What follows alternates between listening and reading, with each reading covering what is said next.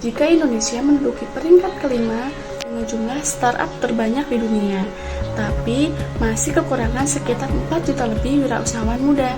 Saya, Devi Silviana Rosalia, mahasiswa dari Stikes Fatih Husada, jurusan Sarjana Keperawatan, ingin mengajak kalian untuk mengenal lebih dalam perizinan-perizinan yang ada di Indonesia. Yuk, mari kita simak.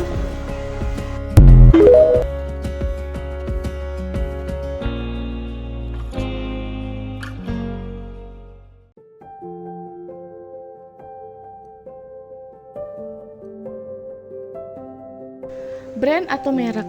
Brand atau merek adalah nama yang tertera dalam suatu bisnis atau perusahaan. Adapun fungsi dan pentingnya brand, fungsi branding adalah memberikan ciri khas dan menjadi penanda produk Anda. Dengan ini, produk akan terus diingat oleh customer begitu mereka selesai dengan jual beli.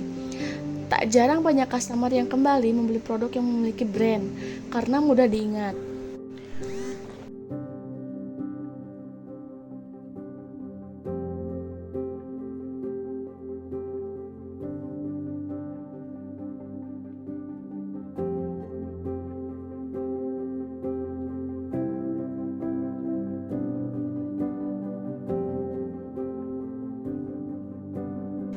Prosedur pendaftaran merek baru, menurut Direktorat Jenderal Kekayaan Intelektual, cara mendaftarkan merek atau brand yaitu: yang pertama, melakukan registrasi akun di merek.dgip.go.id. Yang kedua, membuat permohonan baru.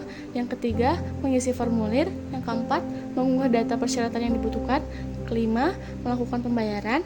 Yang keenam, menunggu permohonan diterima DJKI. BPOM. BPOM adalah singkatan dari Lembaga Badan Pengawas Obat dan Makanan dengan tugas utama yaitu untuk mengawasi seluruh peredaran obat-obatan dan makanan yang ada di seluruh wilayah Indonesia.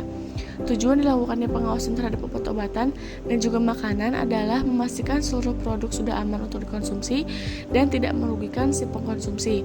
Jadi saat membeli produk obat dan makanan ada baiknya memperhatikan apakah produk tersebut sudah terdaftar di BPOM atau belum. Jika terdaftar, produk tersebut sudah aman untuk dikonsumsi. Fungsi BPOM. Fungsi utama Lembaga Badan Pengawas Obat dan Makanan telah diatur berdasarkan pasal 3 pada Peraturan Presiden Nomor 80 Tahun 2017, juga pasal 4 Peraturan BPOM Nomor 12 Tahun 2018, yaitu yang pertama, fungsi BPOM sebagai pengawas obat dan makanan, yaitu contohnya penyusunan kebijakan nasional di dalam sektor pengawasan obat dan makanan. Sedangkan yang kedua, fungsi Balai POM sebagai unit pelaksana teknis UPT dengan contoh penyusunan rencana dan program di sektor pengawasan obat dan makanan.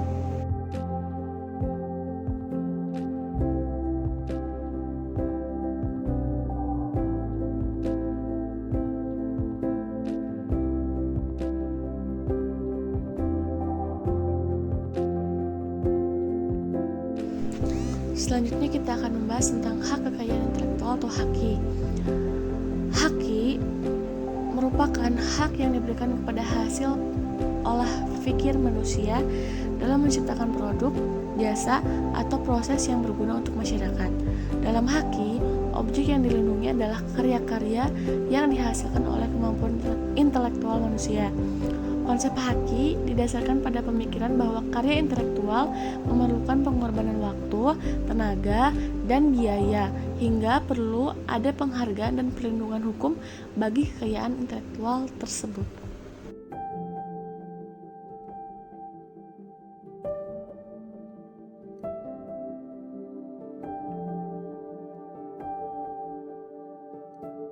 Sertifikasi halal. Sertifikasi halal sendiri merupakan fatwa tertulis dari MUI yang menyatakan kehalalan suatu produk dan sesuai dengan syariah Islam. Sertifikat halal merupakan bentuk perlindungan pemerintah kepada konsumen muslim. Dengan adanya sertifikasi halal, konsumen akan lebih tenang dalam mengkonsumsi atau memakai suatu produk dan terhindar dari produk yang mengandung unsur haram. Setiap produk yang beredar di Indonesia khususnya harus memiliki label halal pada kemasannya. Untuk bisa menempelkan label tersebut, sebelumnya perusahaan harus memiliki sertifikat halal dari MUI.